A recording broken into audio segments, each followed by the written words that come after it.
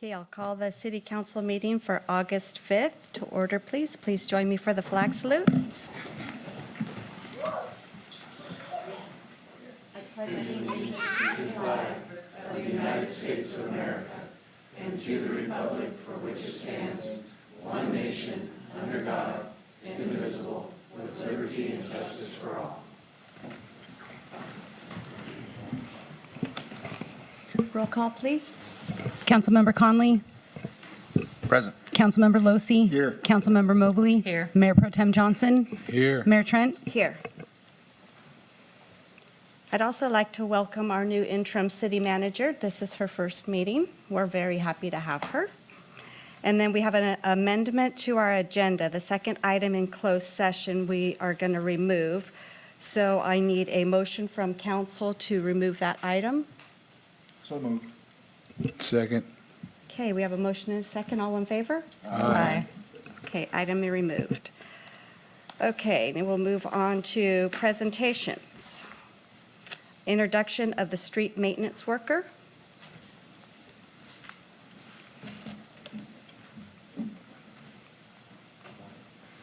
Good evening, Honorable Mayor and council members and everyone else in here. Wow. This quick introduction with our new city employee on the streets department. His name is Mark Melgar Carreras. He was born and raised in Spain. In 2015, he came out here and visit, and in 2016, in February of 2016, he came and moved into the States.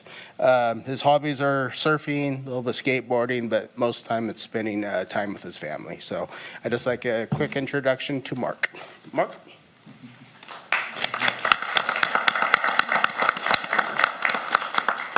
Hi, hello everyone. Thank you for having me here. I just want to introduce myself because I think I'm the newest in the room. Well, maybe not, but, but I think yes. So, like he said, my name is Mark Melgar Carreras. I'm working for the city like a street worker, and really, I'm very happy. It's been going very good. I've been 3 weeks here for now. And for the moment, everything has been very good with my workers, and I like it. For the moment, I love it, and I'm feeling good there. So, Thank you. Yeah, thank We're you. very happy to have you here. Thank you Welcome. very much. Sorry? Gracias.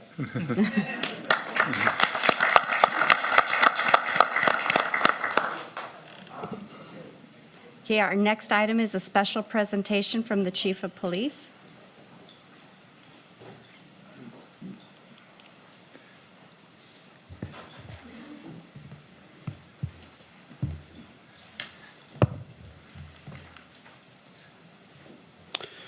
Well, this is kind of becoming somewhat of a council tradition, but I'm thankful. I would rather be celebrating achievements and handing out commendations than not having something to celebrate for the police department. So it's an honor to be before you this evening, Madam Mayor and Honorable Council. We have 2 commendations to give out tonight. The first is kind of celebrating a milestone for one of our senior sergeants, Jason Cadle. And so I'm going to tell you a little bit about what he's done.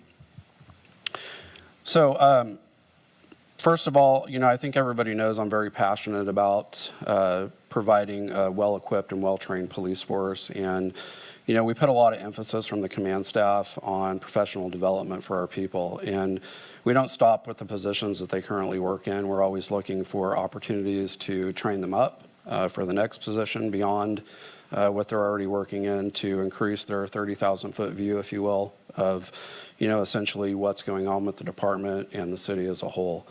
And so graciously, I had a conversation with Sergeant Cadle many months ago about perhaps looking at and taking on the California Commission on Peace Officer Standard and Training Management course. This is a 104-hour demanding academic course that, essentially focuses on many areas to include leadership, community-oriented policing, strategic planning, fiscal management, personnel issues, legal issues, critical incident management, ethics, risk management, and media relations. So those are just a few of the major areas. what should be really emphasized here is that the post management course is usually taken on by lieutenants or above. And so for a sergeant to, go down to the Monterey area, I think that's where he went, Carmel, and take on this course and, be able to engage in conversation and dialogue with commanders from allied agencies from across the state really is a benefit to not only himself, but the whole department. And so in closing, through his attendance and completion of the management course, Sergeant Cadle demonstrated the core values of our department, which includes commitment. His newfound knowledge and skills will undoubtedly lead to more effective supervision, better decision-making, and an overall stronger team dynamic within our ranks. On behalf of the entire department, I am honored to present Sergeant Cadle with the commendation for professional development.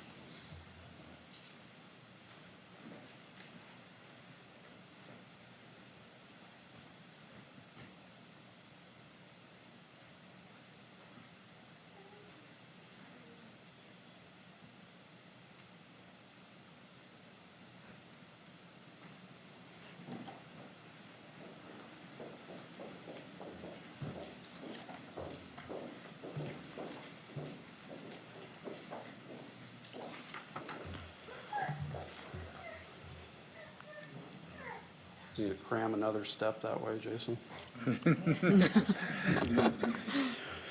All right, so the second commendation is in response to the Cal Poly issue that we had back in February of this year. It's an honor to recognize the outstanding bravery and dedication of some of the city's finest officers and dispatchers this evening. Earlier this year, in February 2024, these officers and dispatchers contributed to a collaborative effort which saw to the successful liberation of Stevens Hall at Cal Poly Humboldt. I would like to take this opportunity to personally commend our officers and our dispatchers for their remarkable dedication to public safety. There is little doubt in my mind that the officers' ability to demonstrate remarkable courage and quick thinking, always staying in control and calm during a volatile incident, helped to ensure the safety of involved individuals and likely averted potential tragedies. Tonight, again, we commend these officers and dispatchers for their steadfast commitment to serving and protecting our community. Their actions reflect the highest standards of the law enforcement profession and exemplify the core values of the Fortuna Police Department.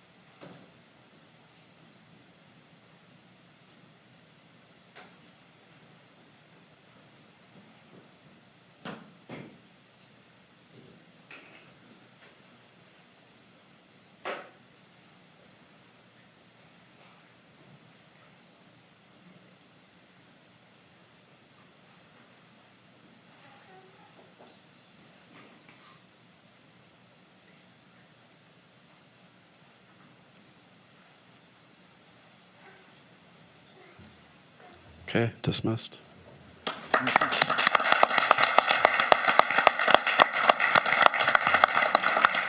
Thank you.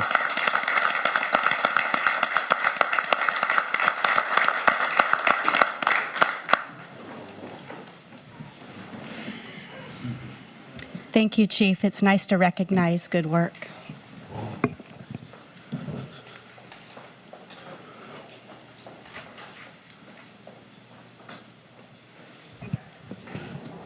Okay, our next item is first and second quarterly reports. Who's going first, PD or fire? Go ahead, Chief.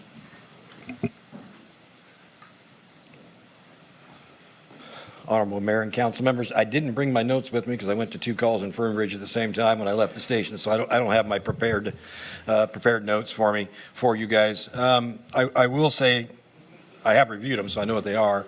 Our call volume is down a little bit from last year, this year over last year, I think by about 60 calls.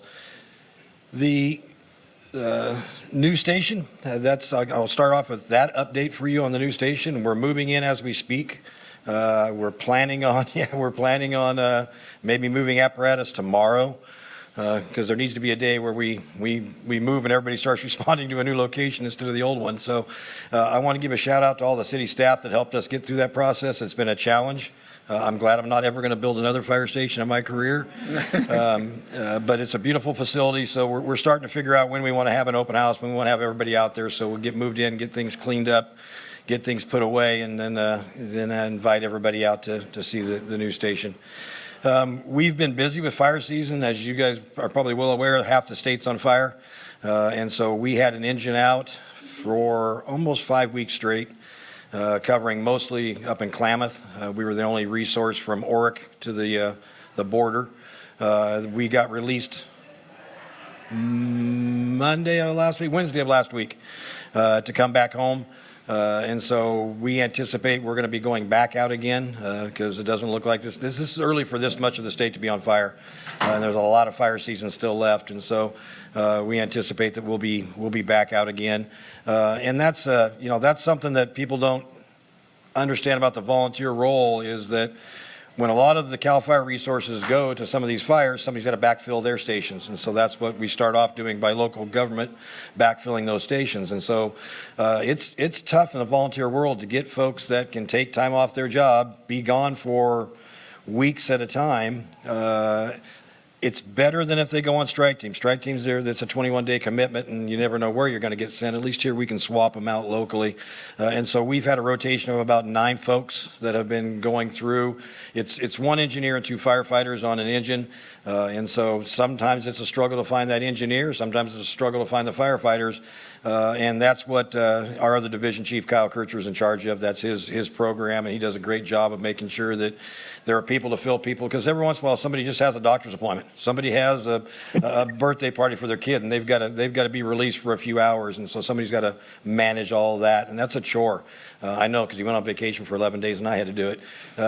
So, above and beyond the folks protecting this community, they've been out protecting a lot of other communities, just like Riadale's been out and Bryceland's been out. There's I think 5 different engines that have been out locally covering other people's stations. So, a lot of times people don't realize that happens, that somebody's got to backfill these other folks that leave, but that's where local government comes in. And it's nice that we have the people that are dedicated enough to not only want to support this community, but somewhere else as well. And so that's really been what's been going on, trying to get in our new station, fire season starting early. Our wrecked fire truck, I believe, is getting close to coming back. I saw pictures the other day, and they're waiting on a hinge to go on a door, and it's already painted, so it'll be nice to get that back, because that goes hand in hand with that new station. The new station gets the engine that one is taking the place of downtown, and so it'd be nice to make that move all at one time if we get it back in time. So hopefully within about a week we'll see that new to us engine again back in Fortuna and back where it should be, and back serving the people of this community. So with that, I'll take questions. Mike's always got questions. Actually, no question this time. What?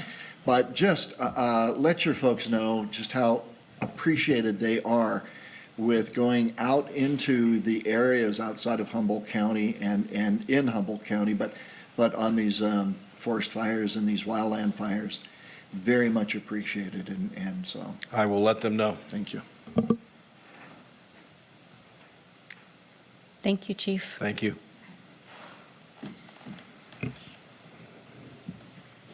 Chief Day, Is it my turn? your turn. I have stepped outside my comfort zone in an attempt to save Sienna from clicking my PowerPoint shows. I'm going to try to do it myself, so give me a second.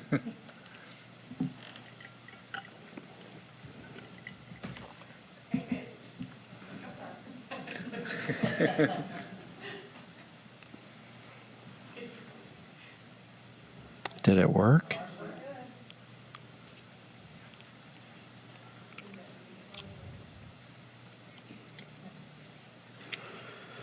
Okay, if it's up, I'll go ahead and start. I just kind of wanted to start out this evening by expressing my appreciation for the opportunity to serve this great community, the council, and for the opportunity also to work side by side with the men and women of the Fortuna Police Department.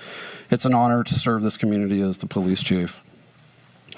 Over the past few years, my strategic goals have really been centered in 3 areas: community engagement, crime reduction, and operational efficiency. So as you can see, year after year, the Fortuna Police Department remains a force multiplier in maintaining our great city as a safe and wonderful place to live, work, and raise our families. Overall, across the board, what you're looking at are Group A crimes, which are the old UCR categories. And as you can see across the board, crime for the most part is down. We have over 20% crime reduction from this time last year in crimes against person. Crimes against property are up, but when I actually show you the true fast and hard numbers in the next slide, you're going to see that any of the areas where we are showing a slight increase, it's just that. It's very slight. There's some situations or categories where we may have had 0 occur this time last year, and to date we have 1 or 2. So you're not seeing a huge increase anywhere. But across the board, you can see at the bottom of the slide that total Group A crimes are down over 7%, and total crimes, what they phrase against society or in Fortuna, are down a little over 14%. So these are some of the statistics that I was talking about in the previous slide. This is a comparison slide that looks at the first January through June of 2023 and January through June of this year.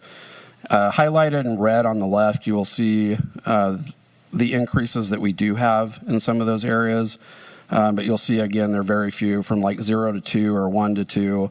Assaults, went up by 3. And then our biggest area was probably instances of theft or larceny, where it went from 44 to 50 total incidences. So again, in the majority of these categories, we are down. We're highlighting the 4 categories in red, but these increases are very, very slight. In the area of domestic violence, we are also down as compared to the previous reporting period from 2023. Total to date, January to June, 17 domestic violence-related calls for service versus 27 from this time last year. That's a just over 37% decrease overall. Currently, where we stand this year, 12 felony cases have been submitted to the Humboldt County District Attorney, along with 5 misdemeanor cases. 1 dangerous weapon was associated with 5 of the cases submitted, and 1 case involved an issue of sexual assault.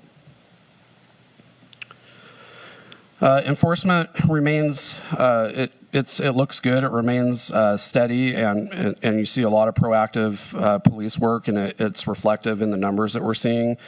A slight decrease in total incidents maybe from last year, from about 8,500 to 8,000. A few less arrests. I think we were looking at 371 last year as opposed to 362 this year. There's a significant drop in felony arrests from last year. We went from 98 to 54. But we've seen quite a few more citations issued this year. So we increased from about 377 total cites to well over 400 this year.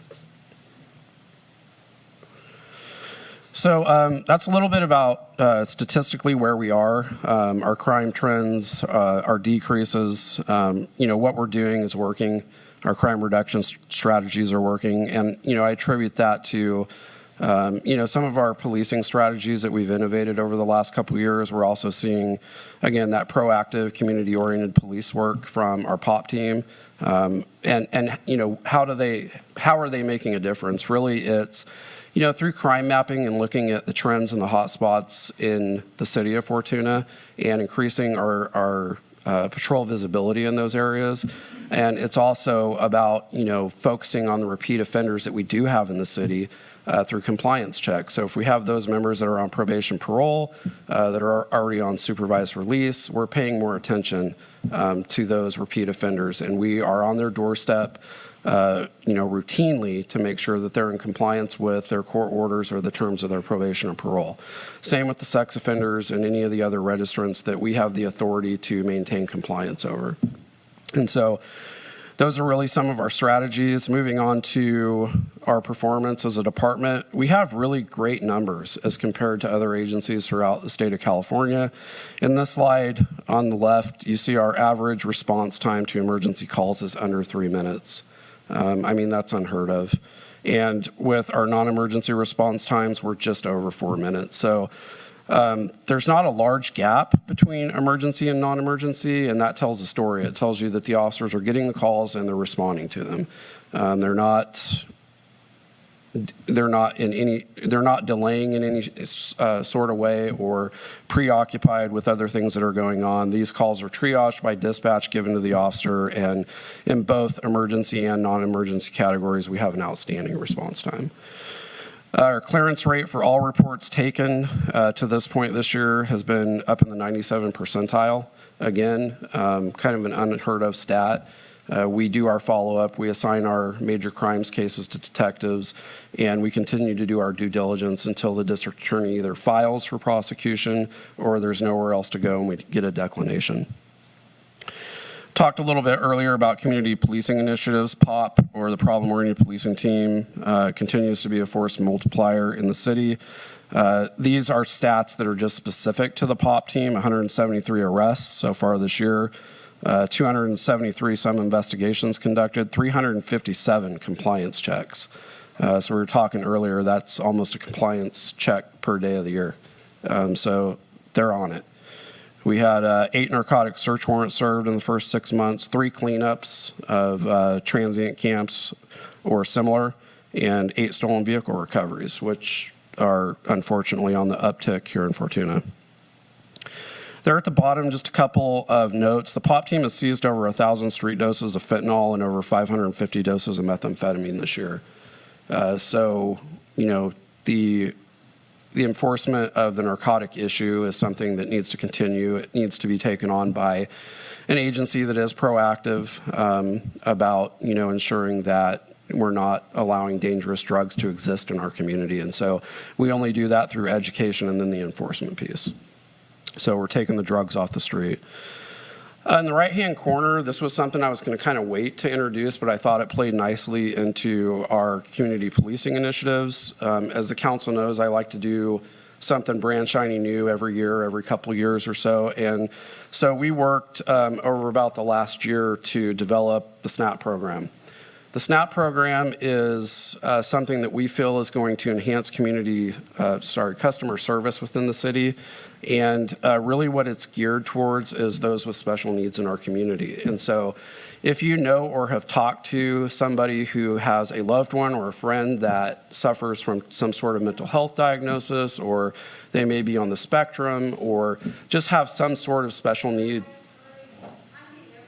that is extraordinary, one of the biggest fears with those family networks is that an interaction with law enforcement goes wrong. And we've seen that play out in different incidences across not only the state of California, but throughout the nation over the last 5 to 10 years. And we want to avoid that. We want to, offer a program that allows people to voluntarily come in and have a conversation with our SNAP team members.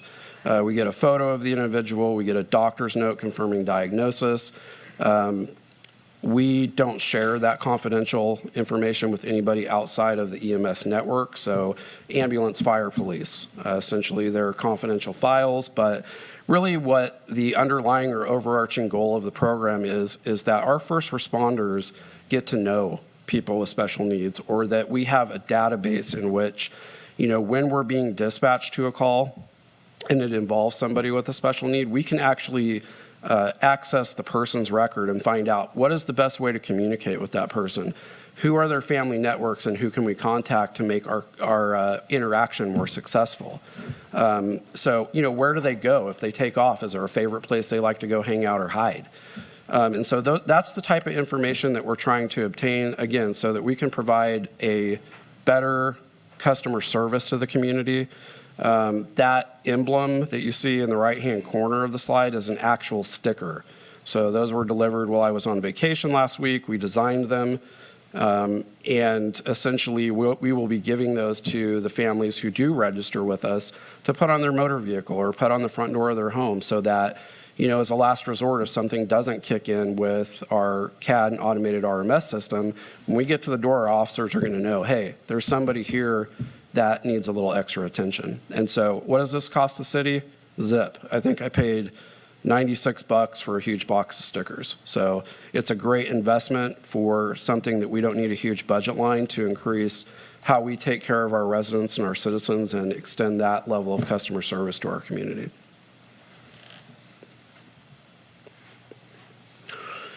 And you guys know my favorite part, K-9 stats. So January through June, we'll start on the left. 1 pound of meth was seized, a quarter pound of fentanyl, 2 pounds of cocaine, 8 outside agencies assists, 12 K-9 associated arrests, 2 surrenders of violent felons, and 2 track fines. Those were people that took off, and the K-9 was able to use odor scenting to track the person so our officers could take them into custody.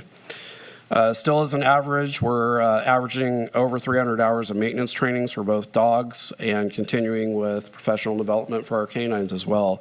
Dennis Stevens' dog Kane graduated from the SKIDS course. That's the advanced canine course for SWAT operators. Pretty much trains the dog how to interact with a team of SWAT operators and make their job easier. Blitz also attended amphibious water operations over in Tehama County.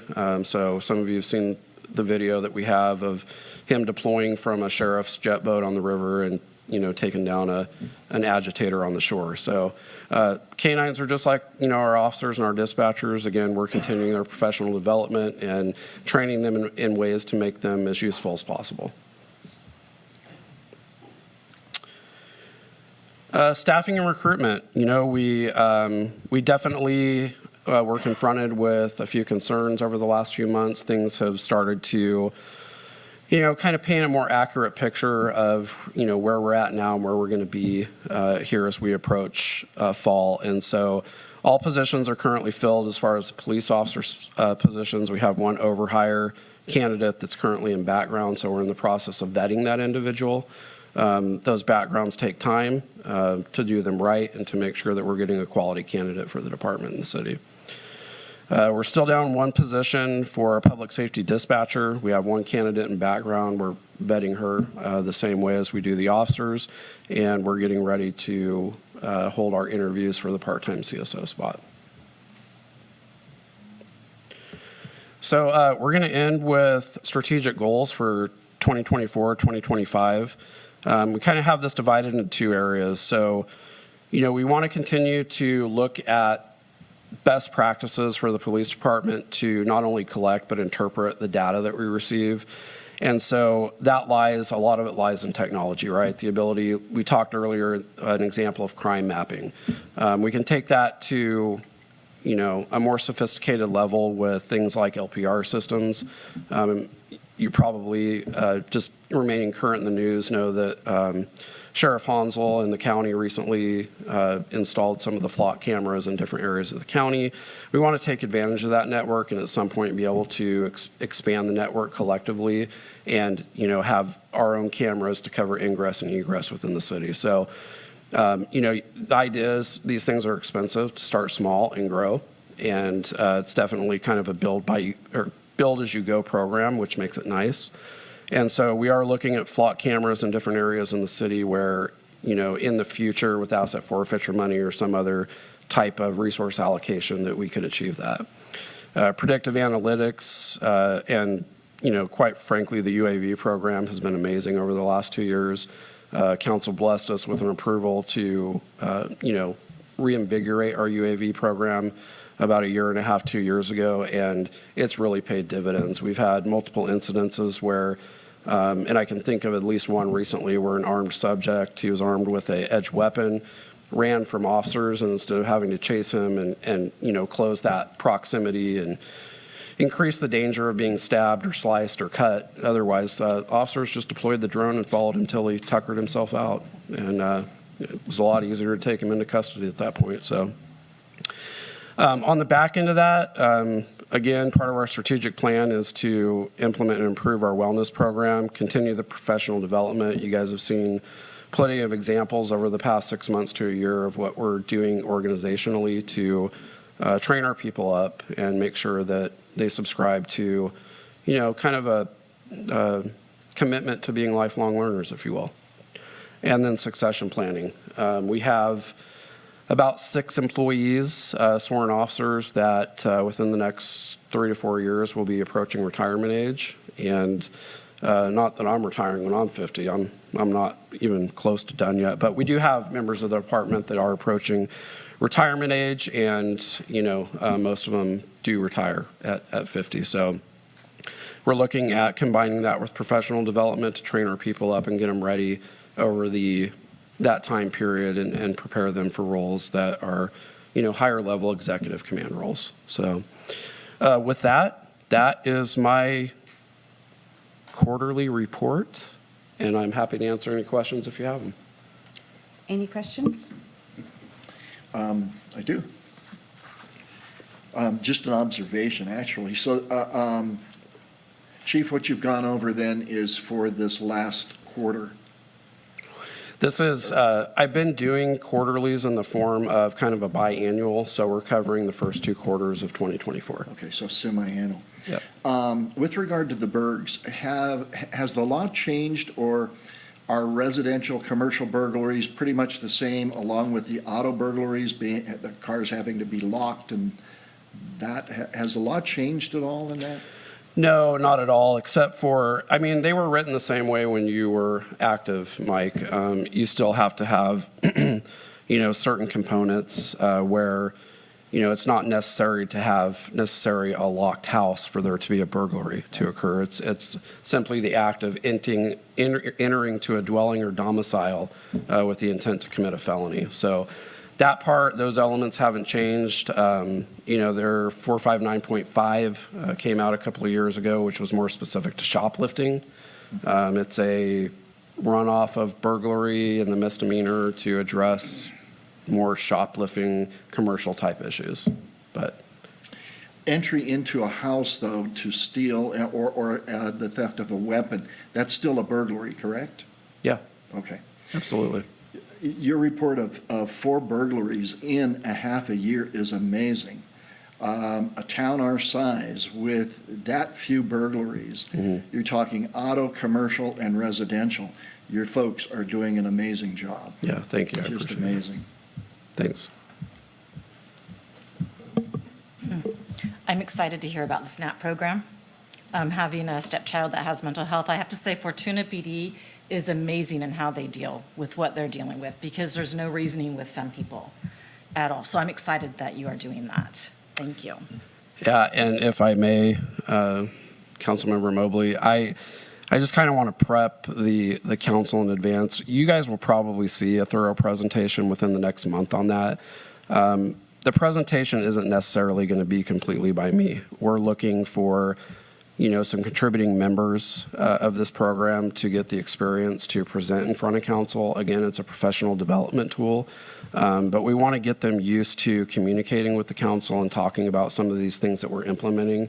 Not that I mind doing it at all, I don't. I enjoy public speaking and enjoy speaking to the council regularly, but we also want to give them that experience, and I don't want to take away some of the work that our line level personnel have done.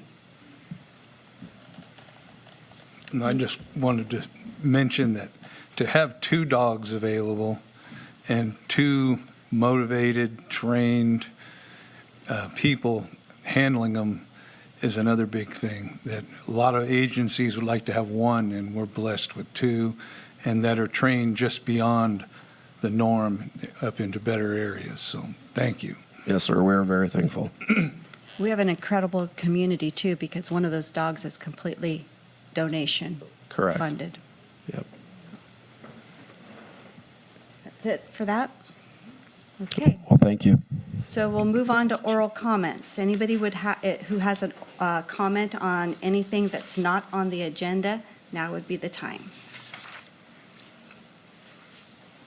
Good evening, Mayor, Council, Chief. Welcome to our town. Welcome to your new job. My name is James Graham, proud citizen of Fortuna. I do what I can on my own to make the city safer and cleaner. And I got to say, I'm seriously impressed with the chief and this police department. I'm very, very proud of them. It was nice to see the mayor in the parade, and I seen the chief at the penny scramble. To see people active like that in our town just makes me want to keep living here forever. I mean, I was born at Redwood Memorial. I don't plan on leaving. I just really want to say I really appreciate all of you.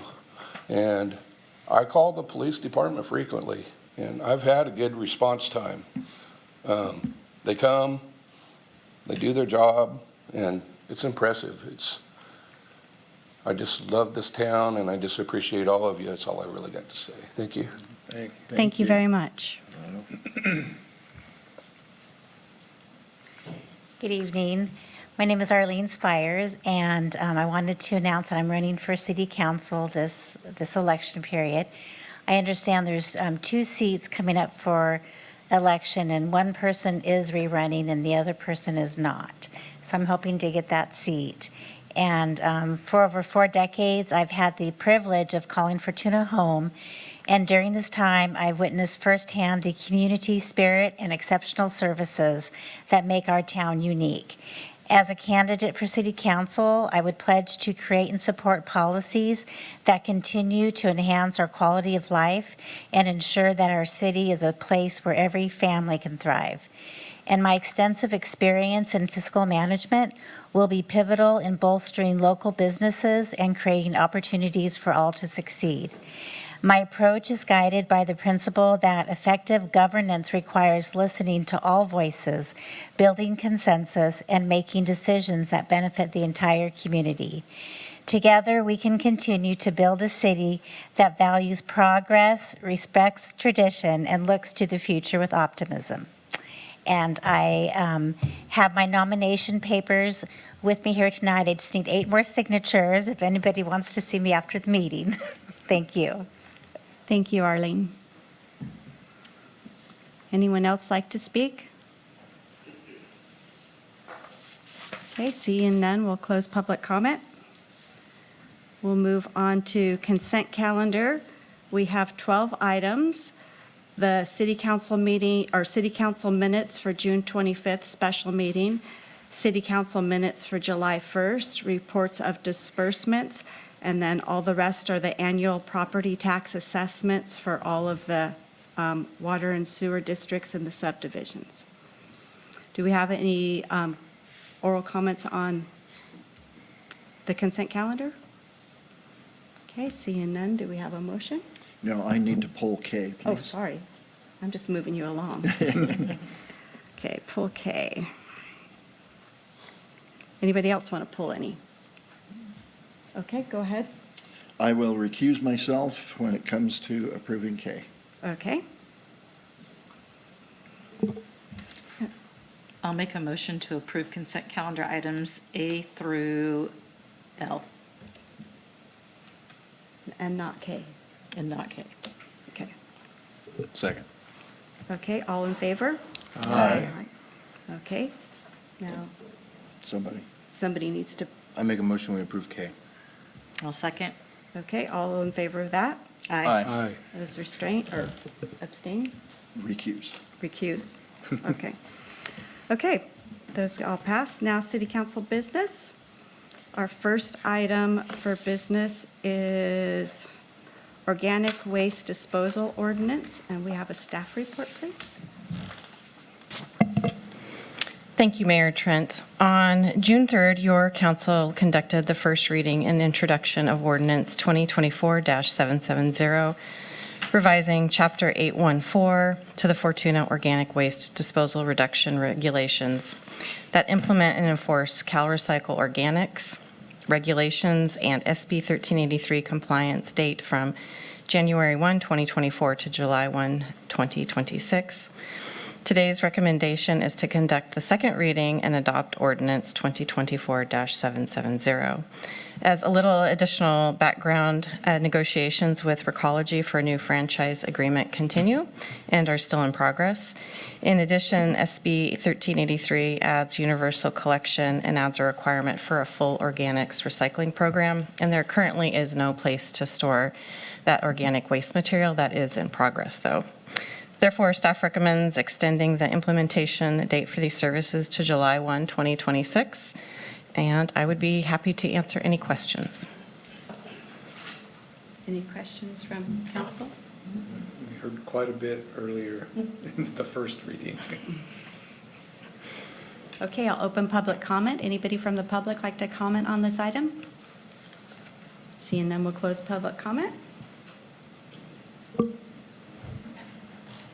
have a motion? I make a motion to conduct the second reading and adopt ordinance 2024-770, read by title only and a roll call vote.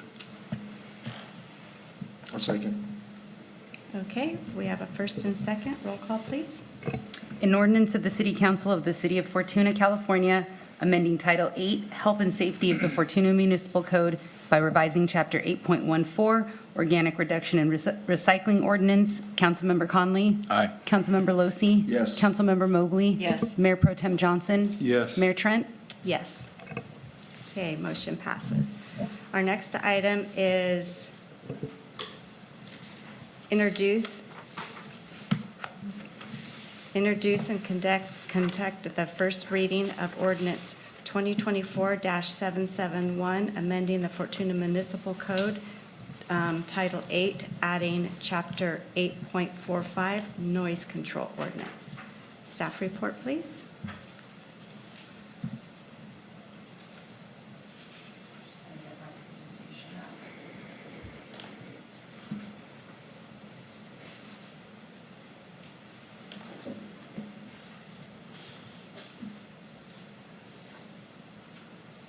Good evening, Honorable Mayor Trent and council members.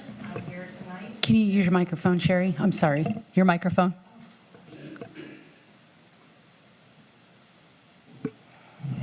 I'll start over. Good evening, Honorable Mayor Trent and council members. I'm Sherry Mees, the Community Development Director, and I'm here tonight to talk to you about noise control ordinance. So the project and ordinance before you is related to the fact that being exposed to loud noise can damage the nerve endings in our inner ear, which can cause temporary or permanent hearing damage. If exposure to loud noises continues, the result can be permanent hearing loss. And once hearing is lost, it cannot be regained. So that's why it's vital to monitor and regulate noise levels to avoid dangerous exposures. As I mentioned in the staff report, the City of Fortuna does not currently have any type of a noise ordinance. The general plan has direction and a policy to adopt a noise ordinance, but that was never implemented. So one of the first things that when I came on board, the then city manager said was, this is something that's been percolating and people have been asking for. There's no enforcement teeth, so start to work on it. So right now, the only protections, if you will, that citizens have against excessive noise are in the penal code. And while that may be appropriate for some situations, it's really challenging because you have to have a willing victim, if you will, a very thorough police report, and it has to go through the district attorney's office. So it's not very nimble. And a lot of people don't want to have to come forward and say, hey, I've talked to my neighbors or this business or whatever, and they're just not responding. So this would provide a much more nimble protection to our community members against unreasonable, unnecessary, and excessive noise. So what will this apply to? We have to realize that certain uses were created and developed before this ordinance. So this will apply to all new structures, uses, that type of thing. If a building is non-compliant at this point, or a use that has been established previously and permitted legally, they'll become non-conforming. And what that means is if they choose to expand their business, there are certain things that they would have to do. They could only enlarge, extend, or move to a different portion of the lot if it made them come into compliance. They could be reestablished if discontinued for less than 9 months, or if the use is changed to or replaced by a conforming use. And then there are certain parameters if the structure is damaged or destroyed. However, routine maintenance and repair or significant structural alterations necessary for public safety would still be allowed for those non-conforming uses. So this chart is a little overwhelming, and that was one of the challenges with coming up with this ordinance is staff was limited to what is already in the general plan unless we were going to amend that entire section of the safety element that's currently in the general plan. So it's not intuitive. You know, a person can look at this and say, what is 60 decibels? And it was interesting because before we started the meeting and people were just having gentle conversation around me, I was like, that's 60 decibels. That's perfect. So really the noise ordinance is meant to be common sense, even though this doesn't look like common sense. If you're not doing anything super noisy that's transferring across your property line, you're likely not doing anything that is going to be in violation of the ordinance. And so I want to make clear that the daytime hours are between 7 a.m. and 8 p.m., and night hours are between 8 p.m. and 7 a.m. And I gave a little bit of comparisons there, but also in the research that I studied, 0 to 30 decibels is considered very quiet. 31 to 60 is considered quiet. 61 to 80 decibels is considered annoying. 80 to 85 is potentially damaging, and sound levels exceeding 85 decibels are considered dangerous and damaging. So we've tried to make this as easy as possible, and I learned something today when I was at lunch that Apple Watches often have a way that you can tell the decibel level where you're at. So if you have an Apple Watch and you're curious if you're being too loud, you can do that. There's also really cheap sensors that you can buy on Amazon or whatever if you're someone that typically has a lot of parties and you're concerned that you would violate this. But again, we're hoping this doesn't take the place of having conversations with your neighbors, if at all possible, resolving it in that way. So in addition to the strict guidelines that are in the general plan and that are listed here, there are other things to consider, whether a noise is excessive or a problem. So obviously the noise levels, but also how quiet is around you. If you're somewhere that's already noisy, then making a little bit more noise is not going to be as big of a deal, if that makes sense. The intensity and duration. I mean, a lot of us can deal with a little bit of a noise for a little while, but if it keeps going on and there's no resolution and no quiet, that's evaluated too. Whether the noise is natural or unnatural. I found that one kind of interesting, but the more I thought about it, okay, I get it. If you have wind chimes, the wind is natural, the wind chimes are not, if you will. So, you know, that would make a difference. Proximity of the noise to receptors. If you're doing something way out in the field and it's not affecting anybody, be as, you know, noisy as you want. The city has no interest in regulating that. The time the noise occurs, obviously.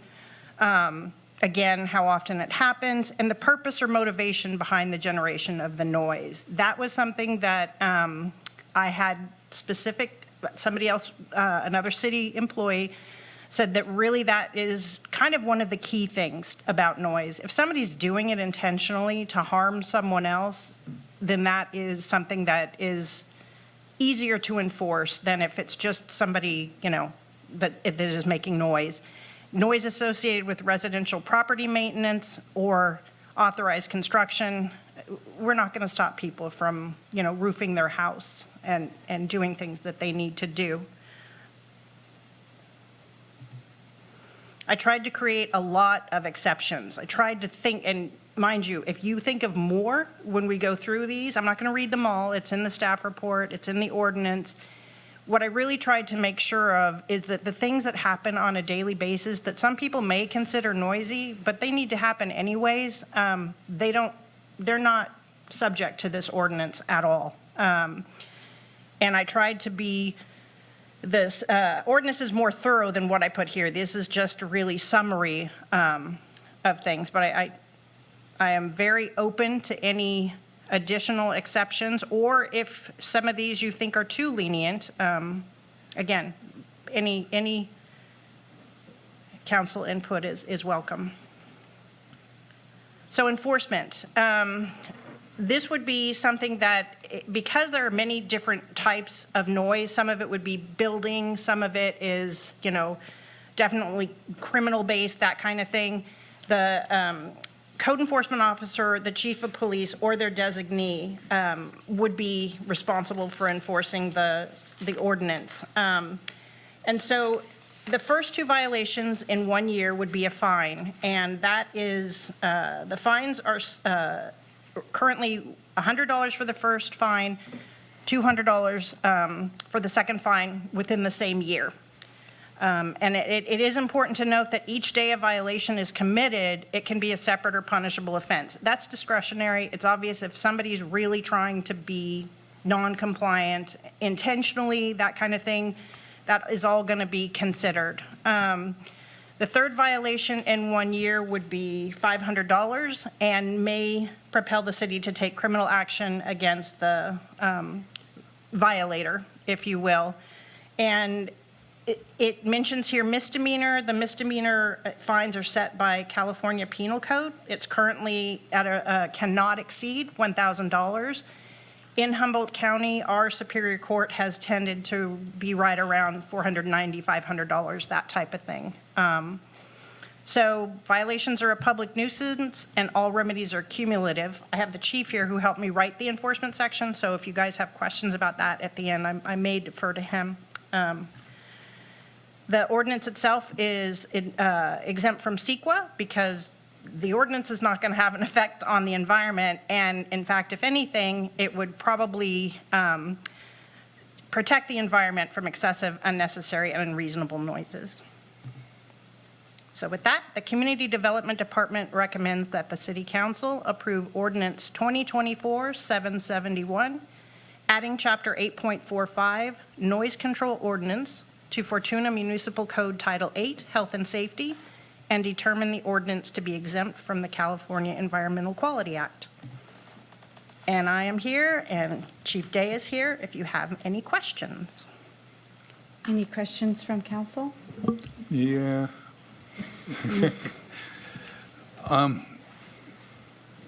So a lot of things happen at odd hours for paving. Traffic safety happens at night.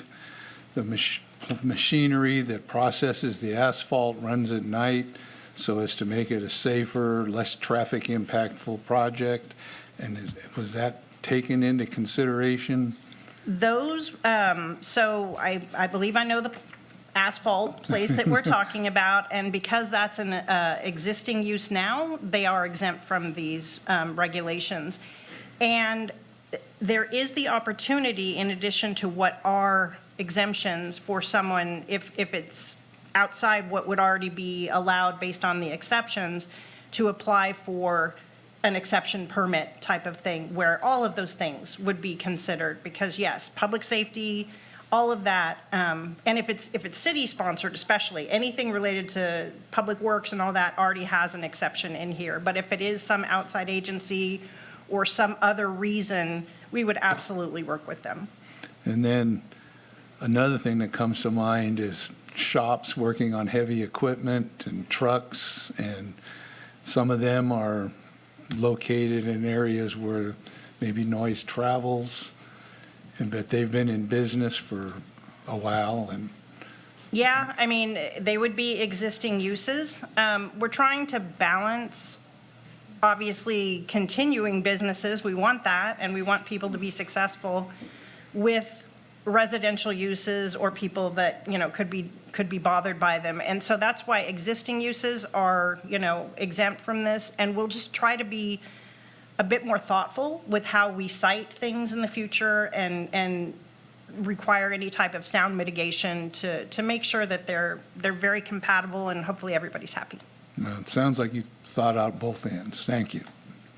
I do have some questions. Okay. You know, over the years, we have had noise complaints that have come in.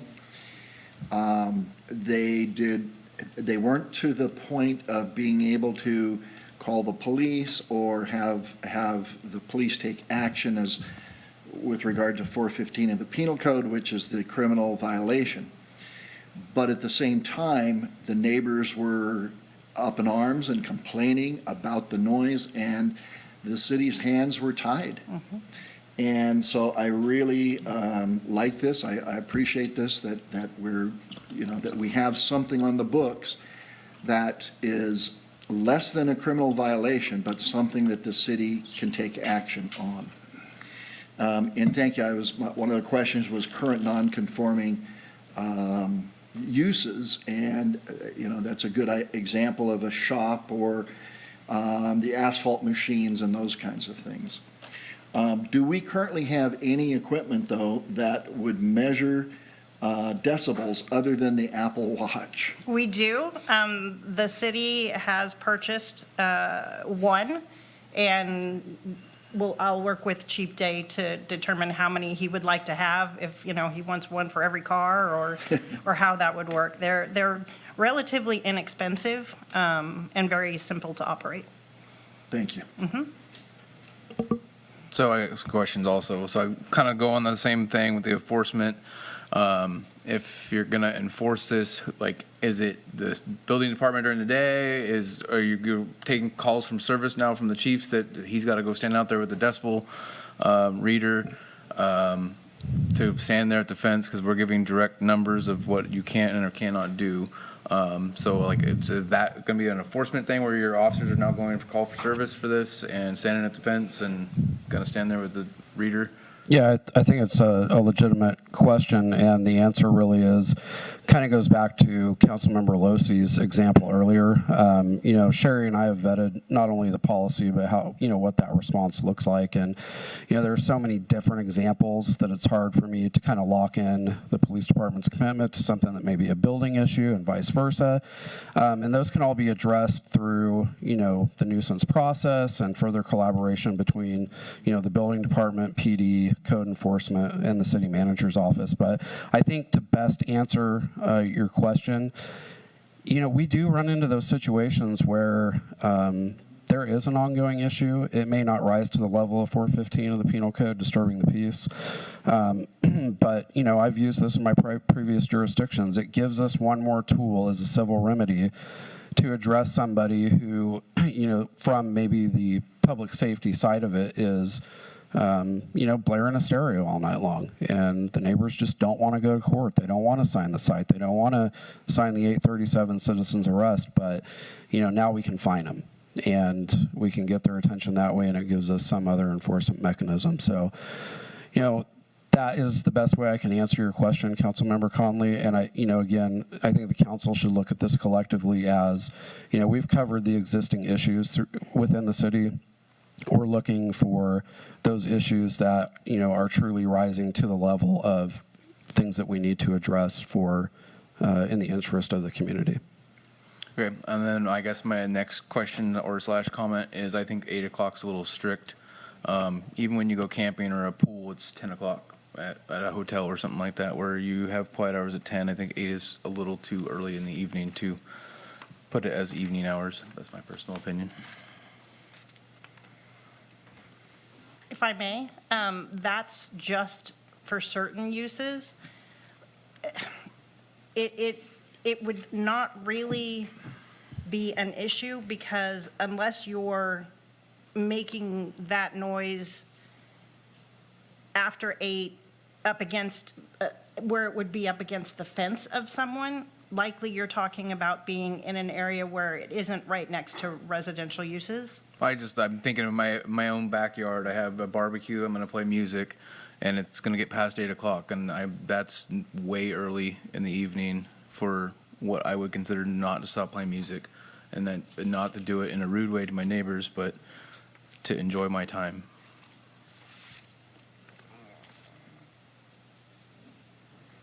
Like I said, if I go camping or you go to a hotel, it's always quiet hours or 7 to 10. It's Well, pretty standard. And I will say that is what's in the general plan. I did not come up with that myself. So if we wanted to somehow change that at this time, that would require me doing a general plan amendment and coming back. And I'm not opposed to that. I will take any direction from the council. The other thing I want to say is that in that evaluation criteria, I think it kind of gives some leeway to that. At least that's the goal and intent of providing other things that you're thinking about when determining if something is considered a violation of the chapter. And I get that. You could also go the opposite direction. You have the neighbor that just doesn't like you, so they're going to report everything they have. And if they know this ordinance, then they say 8 o'clock, they're going to come back with a fine written rule and hold it in somebody's face and say, it's 8:01, they're still loud. So I just think that it should be a more reasonable hour. So just for clarification, then the general plan shows 8 PM? The general plan has the decibel levels broken down by those times, but there's also something, this is getting kind of technical, but I threw it in there kind of trying to protect against this. That is the average equivalent sound level over a 24-hour period, where you would get an additional penalty of 10 decibels for noise occurring between 11 p.m. and 7 a.m. So there's all kinds of ways to try to make this work, hopefully as non-painfully as possible, but also understanding that the impetus behind this and the goal of this is to be fair and balanced and ensure the quality of life of our citizens. And that includes people that are camping, as well as people that are trying to get their baby to sleep or, you know, make sure they're getting well rested before they have a day of work the next day. So we're not, I don't believe the ordinance is written punitively, but I am very open to any ways to making it better. I think that's a valid point that Kyle makes, and I think it might need to be changed, and then down the road, make a change with the general plan.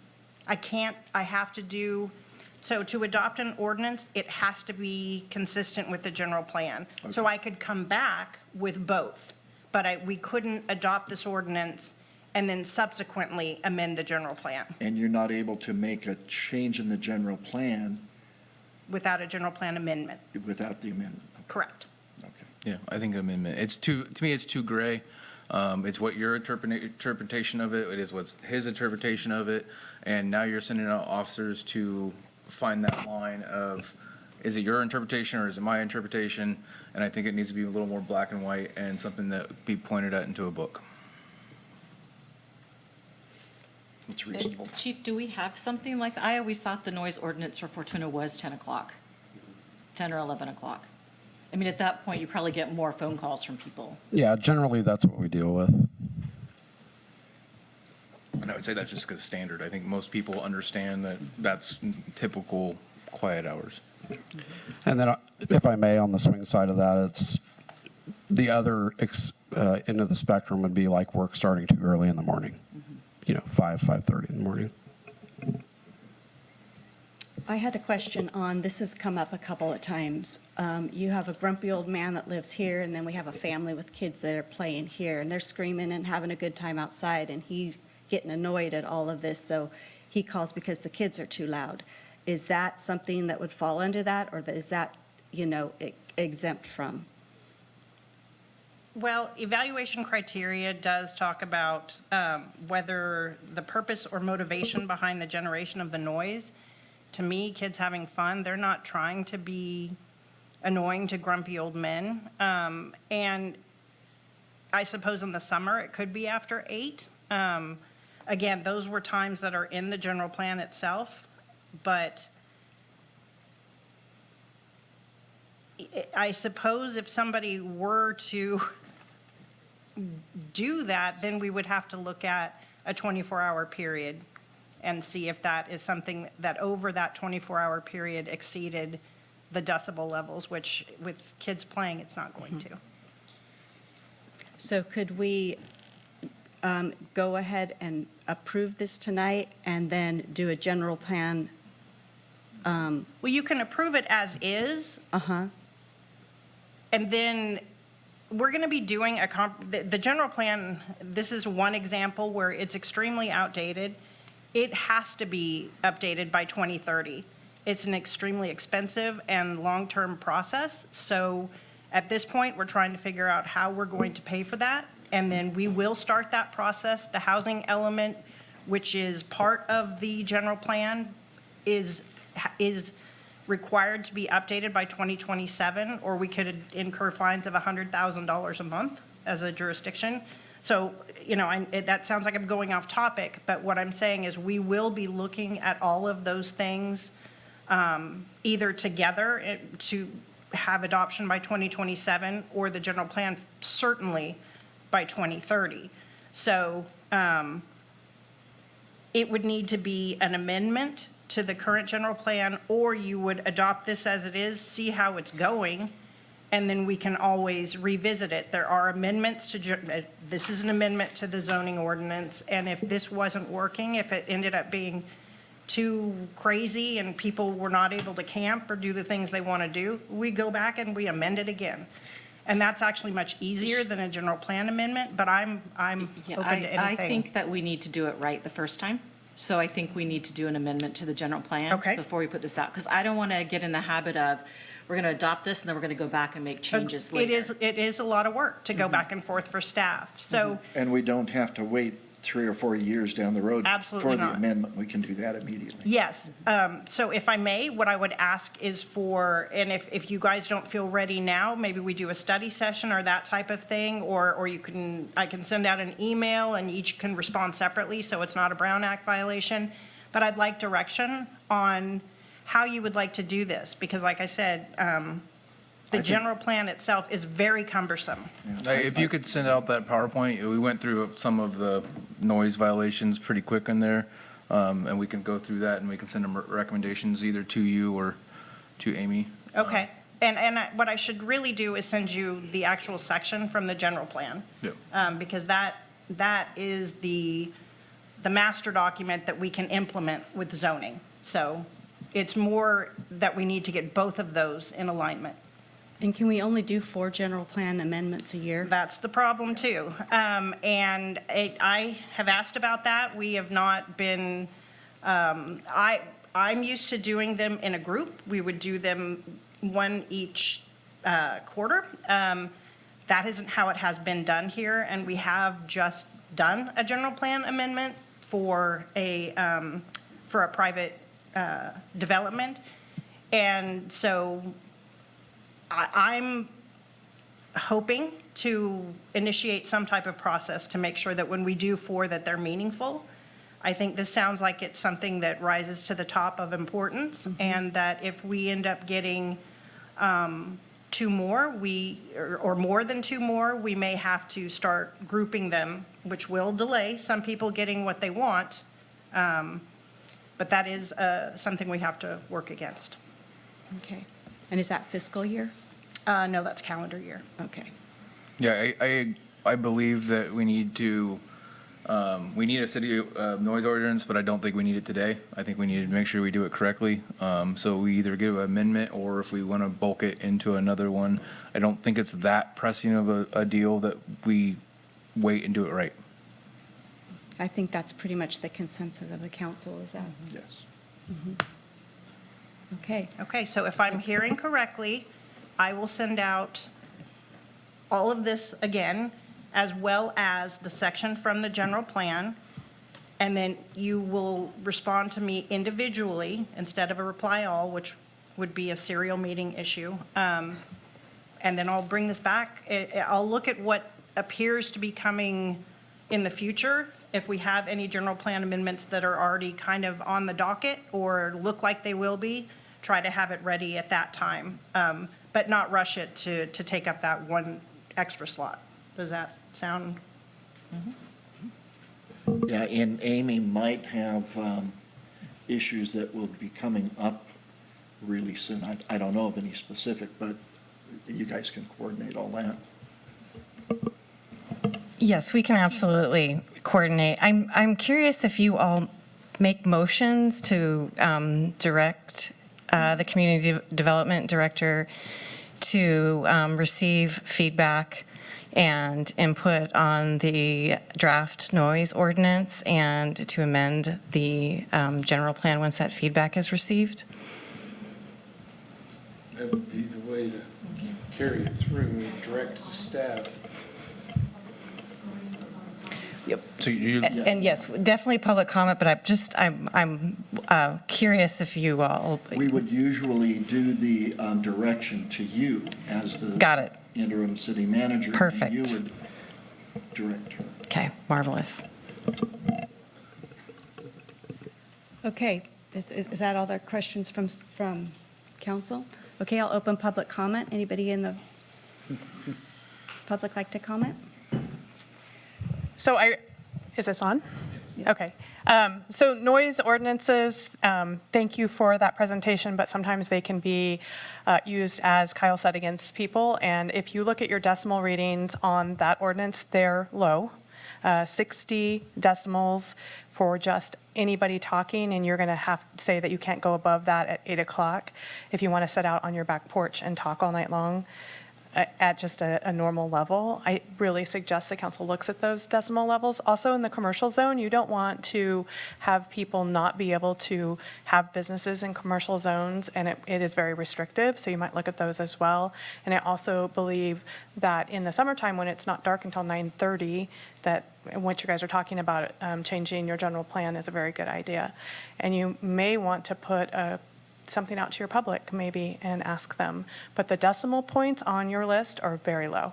And our hairdryer actually is 90 decimal points. And so you can't use your hairdryer at night after 8 o'clock. Just look at those. Okay, thank you. Any other comments? Hi, Sue Long, but it goes further than that. So 7 a.m. to 8 p.m. is residential and it's 60 decibels. And if your hairdryer is 90 and you says you can violate it for 3 minutes, well, have you ever tried to dry this hair in 3 minutes with a hairdryer? That is not going to happen. So these are just way too low. So I think that even as council members, Google how many decibels it's for a blender. It's 90. Google, things that you just use in your house every single day. We need to have that, it be above that so that you can use your appliances. And what if somebody's in the kitchen using a blender and somebody's in the bathroom using the hairdryer? We can't tell them not to do that. Then you And blow a so, fuse. pardon me? I said, then you blow a fuse if they're using. No. Not if you're in the bathroom and you're in the kitchen. But anyway, you could. But these are just way too low, and especially for commercial. How are we going to attract business if we tell them they can't make any noise? I mean, we need business and we want business and we need to encourage that. So yeah, you guys, I think you're making the right decision as far as kicking it down the road a bit. So thanks. Just stop using your hairdryer in the front yard. hey, Sue, hair dryer, 20 seconds. Should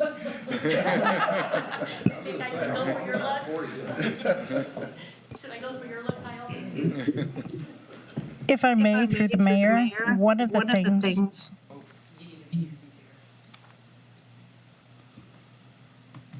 I'm going to ask you to consider is these levels are at the property line. They're not what's happening in your house. They're happening what would affect your neighbors. So I will highlight that in what I send you, because that, I think, is important to consider when you're thinking about this. It's not, I don't want to say we don't care, because we still hope you protect your ears, but it's not what's happening on your parcel, it's what would be happening to the next door. So when you those can't take labels- your hairdryer to the fence and dry. Not the loud ones. Okay. Good evening, Jerry King. Your presentation was great. I know we need this ordinance as a resident. What I was wanting to hear was there are provisions in there for like animal control. For example, you got that unruly neighbor that just won't maintain that dog and they're barking all night long. Is that kind of incorporated in there other than industrial noise? And I don't use a hairdryer. So. Would you like me to answer? Yes, please. So we don't have anything specific in this ordinance for animals, animal noise. That would maybe be something that Chief Day and I could talk about, because I'm quite sure they probably get noise, dog barking things. I know I live in Ferndale, and that's like the big thing in Ferndale Enterprise is hearing about dogs barking. So I know the police do respond to those, but understood. We'll definitely take that into consideration. Mayor, if I may, through the CM, I'd just like to add some clarification to that. We already have a nuisance animal procedures in place, so we do deal with that just separately. Okay. That's good to know, because I've actually talked to your animal control officer, and she said there's nothing she can do. So that's a little misnomer there. Yeah. Because they said nothing we could do. Yeah, feel free to drop by. I don't think I used my 3 minutes. Can I make one more comment? Well, based on what Sherry said. Come direct your comments to the council, please. I said, can I make one more comment based on what Sherry said? Okay. She said property line. So what do we do with multifamily and like trailer parks like Royal Crest, where they're all in little tiny clumps? So that was just one thing I want you guys to think about when you start doing it.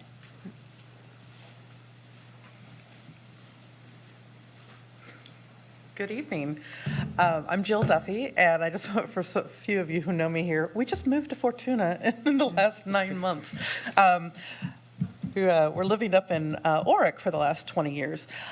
With respect to the noise ordinance, number one, I want to say I think it's really great. It's a good effort. I have really damaged hearing, as many people who know me will attest. But a couple things that I would like to suggest. One is I think a study session is really important to do, because there's a lot of nuances and you can go down the rabbit hole really quickly. Thanks for the clarification with respect to some of the information you have is with respect to a 24-hour time weighted average. When you take a sound and you monitor it over 24 hours, it might be really annoying during a 4-hour period, but it's not going to exceed that 24 hours, which means your folks can't do anything about it. I would encourage you to take a look at establishing an instantaneous noise reading level, because I think that's where most of the complaints come from. That does speak to some of the issues around dogs barking and other animals, but probably more importantly, if somebody is out there banging in the garage and you're hitting that certain pitch, that could be rather disruptive to the community. So I do think that if there's a way that you can bring in a sound engineer, I think that they would be very beneficial, because these are really weighty topics to undertake, and they can get very contentious very quickly, because everybody sort of infers their day-to-day activity, and you're telling me I can't do it. So I think getting some information from sound engineers, you've got some great ones over in Ferndale that I would encourage you to do. But a study session, I think, would be phenomenal. So thank you very much. Thank you. Welcome to Fortuna. Any other comments?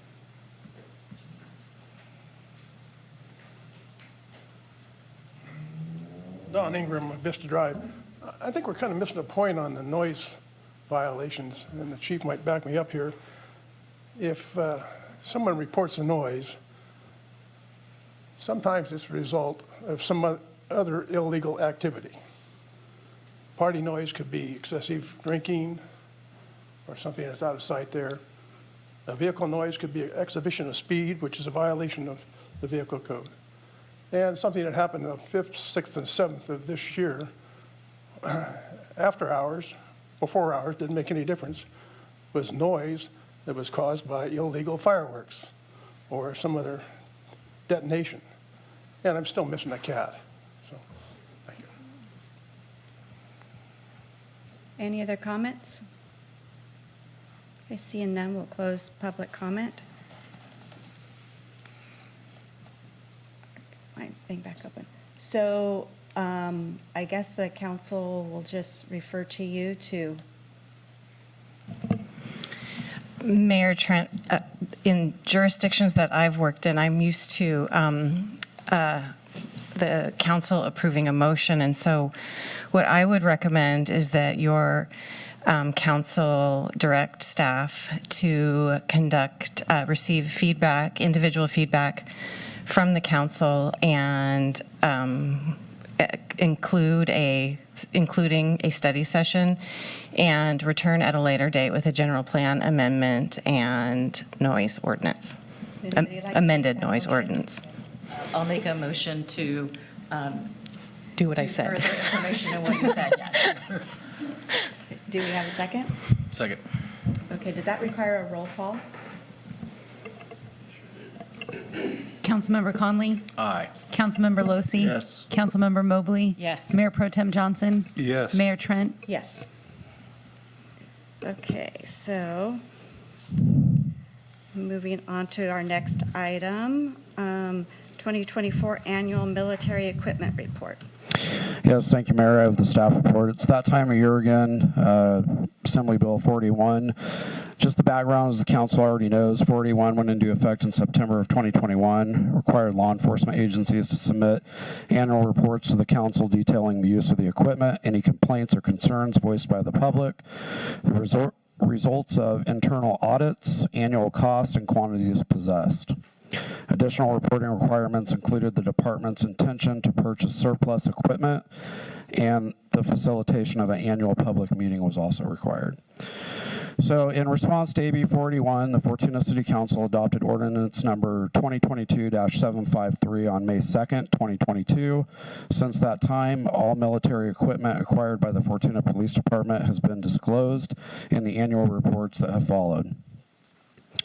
Reference the top of page 2 on the staff report. Council will see all items that were procured during this reporting period. A well-publicized community engagement meeting was facilitated by the Chief of Police on July 12th, 2024. The meeting was held here in the council chambers from 5:30 to 6 p.m. and was attended by one member of the community.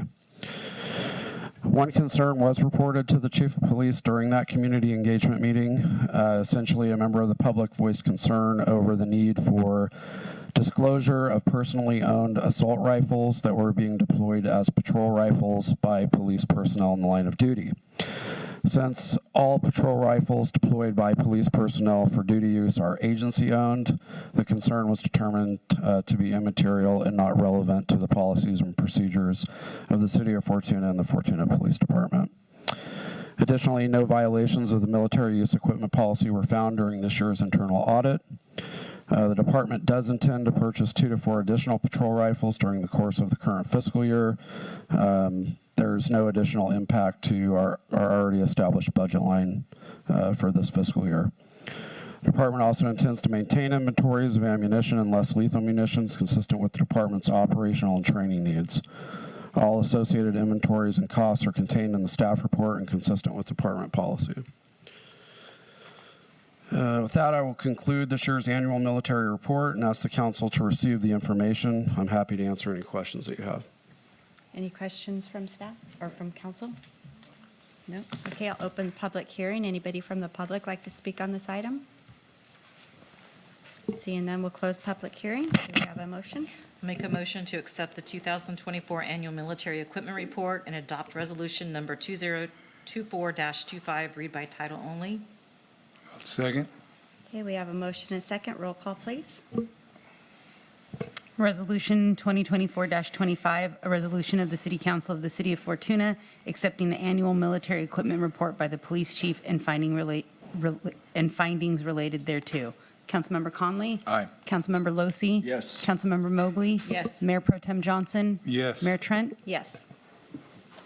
Okay, our next item is authorize the interim city manager to execute a construction contract for the Monday Club chimney reconstruction project. Do we have staff report on that? Good evening. Everybody remembers the December 2022 earthquake, which did a lot of damage around the city. One of the things that happened was the chimney on the Monday Club separated from the building. So we quickly coordinated with Wink Construction. They helped us get the dangerous part down to a point that you've seen for the last year and a half that remains. Subsequently, staff got to work getting the insurance paperwork done. In October of 2023, we got a check from the insurance for $56,717.59 for the damages to the Monday Club. So following the receipt of that insurance payment, the city contracted with Atelier Architects and Whitchurch Engineering to complete a structural design set. And there were a few considerations that went into this. One, brick is heavy. We really didn't want to put a bunch of brick up. Since there's a gas insert in there now and there's no longer fires burned in it, we figured it was a much more practical approach to do a wood structure chase up the side of it and in the shape of the previous chimney.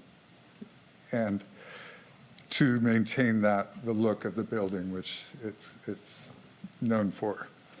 So that an additional thing that needs to be noted is as we take the rest of the chimney down, we're relatively certain that the mantle and all the inside masonry stuff is attached to it, so that'll have to be replaced too.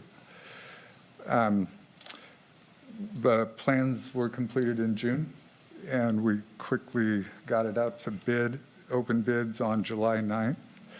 And DCI Builders came in with the lowest bid at $79,790. The other three bids came in at approximately $86,000, $115,000, and $129,000. Big money. Staff reviewed the bid proposal by DCI and found that it was fully responsive. And we're proposing that along with the $79,790 bid, council award an additional $10,000 to cover any unforeseeables when we do the rest of the demolition work. Those together would bring the proposed contract to a not to exceed amount of $89,790. Let's see, the budget that's been previously made for this in the 2024-25 fiscal year budget capital improvement program was in the amount of $60,000, which leaves a deficit of $29,790, which is the supplemental budget request that goes along with this.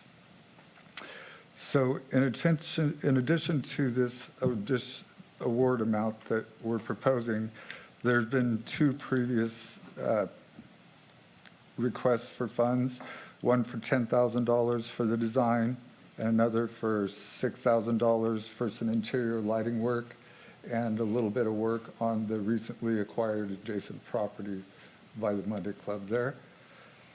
So between that $16,000 and the $89,790 proposed, that brings the total project amount to $100,790.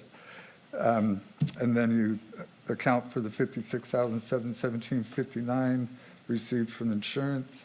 That brings the net impact on the general fund reserve to $49,072.41.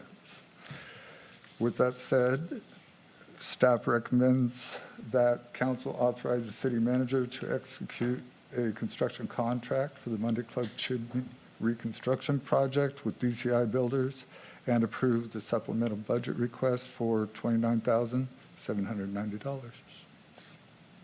Any questions from council? Will they be able to do that project this year? Yes, the DCI anticipates getting going in September or November. Perfect. Yeah, and I'd say that prices are just going to go up if we wait. Any other comments from council? Okay, I'll open public comment. Anybody from the public like to make a comment on this item? Seeing none, we'll close public comment. We have a motion. I'll go ahead and move to authorize the interim city manager to execute a construction contract for the Monday Club Chimney Reconstruction Project with DCI Builders and approve the supplemental budget request for $29,790. Second. Okay, all in favor? Aye. Any opposed? Motion passes. Thank you. Okay, our next item is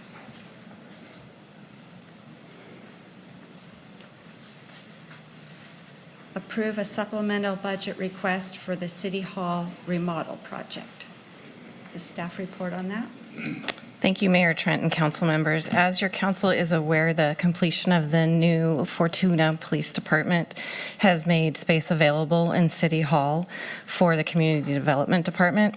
It was anticipated in the 2024-25 budget that some funding would be needed to remodel the former police site, and that amount included in the budget is $20,000. Public Works staff has now been able to get into the space and has reviewed it thoroughly, and we have a really great estimate now of $115,000, and so a supplemental budget request is before your council today, and that includes wall patching, painting, priming, or priming first before you paint, remodeling of the transaction counter because plans require relatively large counter space, which will be much needed for the Community Development Department. Also remodeling 2 small bathrooms and the replacement of flooring. The flooring is relatively very worn. It cannot just be cleaned, it needs to be replaced. So therefore, staff recommends the supplemental budget. And in addition, I'd just like to say that our Community Development Director is in a very awkward space that is not actually an office, and our director should have a workable office space to meet with the community members, and so this is just important that we see this remodel project through. I'd be happy to answer any questions. Any questions from council? So I know that we couldn't get fully in there, but we knew many years ago we were going to the police department and we were going to have to redo stuff. I just wondered why this wasn't more of a budget item that we should have expected. I know you weren't here for it, so hard question for you to answer, I think, but it seems like there should have been in the process when we were planning the police department build that we knew that this was going to happen, that there's going to have to be budget items in there. I feel like we're coming to this late in the game, and we should have had a much better idea of what we were supposed to do before that. I think one of the main things is the cost, the inflation has gone up so much in materials. Yeah, but $20,000 is, you knew that wasn't going to get you anywhere for anything. I just feel like we should have planned better through this, and we should have had better things in there, because just because there are people in the office space doesn't mean you can't make measurements and see where things are and how floors look and stuff like that. So. If I may, Councilmember Conley, it does mention in the staff report that the $20,000 was a placeholder that did present your council with a balanced budget, and knowing that it was very likely that that $20,000 was going to increase. That was a comment that I was going to make too, is that we were right up against that budget, and knowing that it was going to take a supplemental budget request to do whatever we needed to do. Any other questions or comments from council? I do. So where the lieutenant's office was, you're planning that to be a conference room, or is it going to be more of a flex office? For a conference room, I'm thinking it's going to be pretty small. And I don't really see, unless the break room in the back could be used also for a conference room, but that's going to be kind of awkward. If I may, Councilmember Lindsay. So right now, that is an office that's not accounted for in terms of a specific person. So when I say conference room, I don't mean like large groups of people. I mean like if it's just building and planning staff sitting in there, but it's going to be equipped with internet and all of those things so that if somebody from the engineering team, one of you, need a space to come and work, it will be available for that. It'll have a phone, it'll have internet, and can be quickly transitioned into an office by, putting a desk in there instead of more of a table and chairs type of situation. It's not intended to replace what we have here, which is necessary for large groups. It's just for really small groups. And sometimes we meet with clients, for example, the owners of the Mill District site. We don't necessarily need the big conference room, or there may be a conflict at that time. So this would just provide an opportunity for us to do it there. The larger space that is that was always Merritt's vision, to have a large break room where all of us could sit and eat and break bread together. If we find that it's not used, then we may end up turning that into offices or a larger conference room. But for now, that's just, I put conference room, flex room, just because there's not any particular individual that will be sitting in that office full-time. Thank you. Other questions? Okay, I'll open public comment. Anybody from the public like to comment on this item? Seeing none, we'll close public comment. Do we have a motion?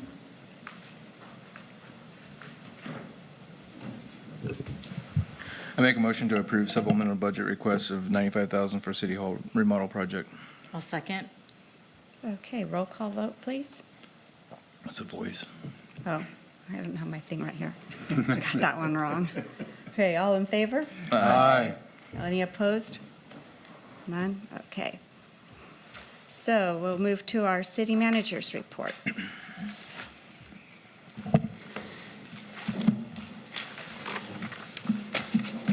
Thank you, Mayor Trent and council members. In the spirit of what was done in the past, there's some upcoming council meeting dates.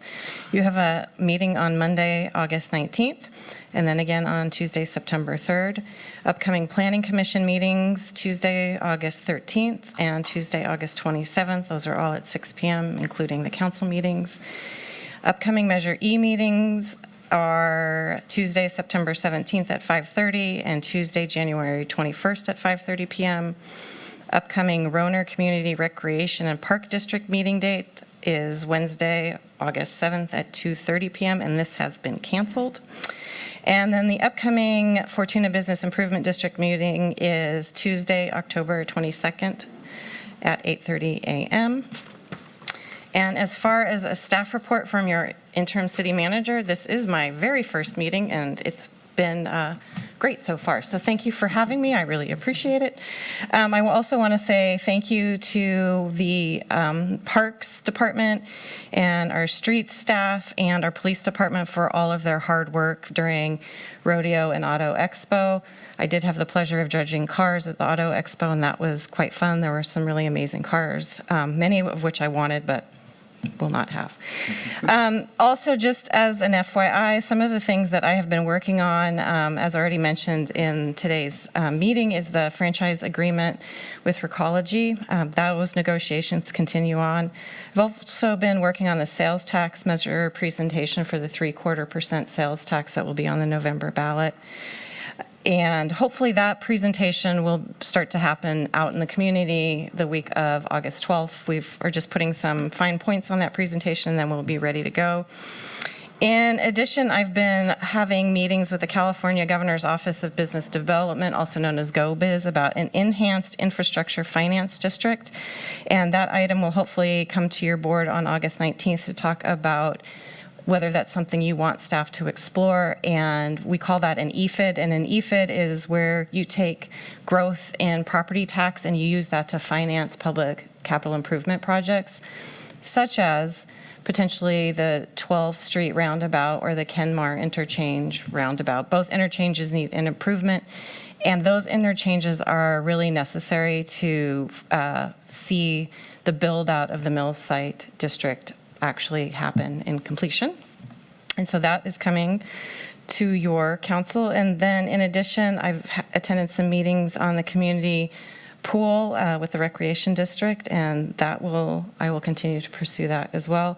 And then I've also had the ability to introduce myself to the Fortuna Rotary Club last week, and also went to a Fortuna Chamber lunch and introduced myself there as well. And I will continue to do that as requested. Happy to do that. And that concludes my report. Thank you. Anybody have any future agenda items? Okay, we'll move to council reports. Councilmember Conley. Not much to report for me. My REDEC meeting, there was one loan that got approved, but I was able to get out of going to the thing. It was one day before vacation, and I had to pack, so they were able to make their numbers, so I didn't end up going to that.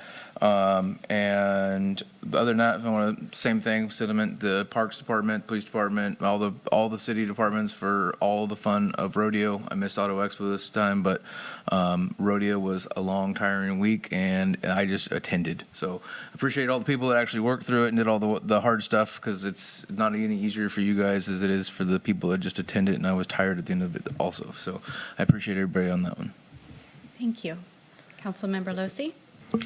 Thank you, Madam Mayor. On July 8th, I took part in an interview along with Steve Madrone for the open regular public member position of LAFCO. We interviewed a lady by the name of Elaine Wyreb, who was selected as the next LAFCO regular public member. And she was, that was approved at the next LAFCO meeting, which was on July 17th, and I attended that meeting as well at Eureka City Hall. We approved to conduct the authority proceedings for the Arcata Fire Protection District annexation of its goodwill response areas along Fickle Hill and Jacoby Creek areas. And we did make a finding that there were insufficient protests, although there were a few protest letters that were sent in. But those areas will be annexed into the Arcata Fire Protection District, which will take probably about 4 to 6 months once the proceedings go to the county. We held a public hearing and completed the Oric Community Services District Municipal Service Review and Sphere of Influence update, which had been continued from the May 24 special meeting. We have an understanding, and it was really brought out in both the meetings, that the water and wastewater issues in Oric are just so very complicated. And to add issues with the levee for Redwood Creek, they have a long road to solving problems and some very expensive problems that I don't know where that money's coming from, but they're certainly going to be looking for grant money from the state as well as the federal government. LAFCO, we also started the Orleans Services District Municipal Service Review and Sphere of Influence update. We'll continue, or that discussion will be continued to the September meeting after there were some suggestions made from some of the commissioners. And the expiring commissioner terms coming up were discussed, which includes a vacant city council representative. So hopefully the Mayor's Select Committee will be getting together to make an appointment or suggestion there. We do have a meeting scheduled. Perfect. Then maybe I won't have to attend the next one in September since my term ended in June. But and then the Parks and Rec meeting for this month was canceled. So that's all I have to report. Okay, thank you. Councilmember Mobley? I have nothing to report. Okay, Mayor Pro Tem Johnson? Well, my last month and a half has been primarily rodeo and or Auto Expo, along with our illustrious General Services Superintendent, Bob Nat. Our area of responsibility is the grounds, the arena, lighting, such as that, and it was pretty busy. It was a well-attended, safe, fun event, as you've heard. People enjoyed the show, and the rodeo was good. Then we rolled right into Auto Expo, and my favorite part, the cruise, and all the cars that come for that. I see Don Ingram there usually, and he enjoys puddling around in his vehicle. And then the car show, and again, it was you don't have to buy tickets, but it was a shoulder-to-shoulder event. And I look forward to next year, but I was ready for a rest, so I took a week off and disappeared. So that's my report. Thank you. The 3rd of July Festival went off really, really well. There was a lot of people there. I want to thank Fortuna High School football team and the CCCs for staying late. We were there from 12 o'clock noon till 12 o'clock midnight. setting up and then cleaning up. And the football team and the C's were there in the evening to help with the cleanup, and they were exceptional help. So thank you to them. Then we move on to the rodeo, which is another one of our big events. Everybody enjoys that. Everything went off. Our city employees do exceptional job both of those weeks back to back. Every single department is involved in these. So they did an excellent job. I want to thank them for all of that. I love working at the rodeo. I get to sell beer tokens there. So that's my favorite job, and I've done that for about 14 years now. So, and then Auto Expo, I've heard nothing but good about that. I think that was probably one of our biggest auto expos. We had so many cars there and so many nice cars there. Yeah, like you, I would have liked to have had some of those. I was dreaming of those Mustangs. That was my first car, was a 65 Mustang, and kind of makes me miss it now. But anyway, that was a lot of fun, and I mean, our community is so lucky to have so many volunteers. All of our events are put on by volunteers. So just thank you so much for everybody to make, and Fortuna has the best events, I think, in the county. So with that, we will be moving to closed session. Do you need to recuse before we do that? Yeah, I'm going to abstain from A, and will be excusing myself. Okay, so we're going to be going to closed session, and it's conference with labor negotiator, city negotiator, interim city manager, Amy Nelson, employees organizations, the Fortuna Police Employee Association in accordance with section 54957.6 of the government code. So do we have a motion? I'll make a motion to adjourn to closed session. And I'll second. Okay, all in favor? Aye. Okay, adjourn to closed session. Thank you, everyone, for coming.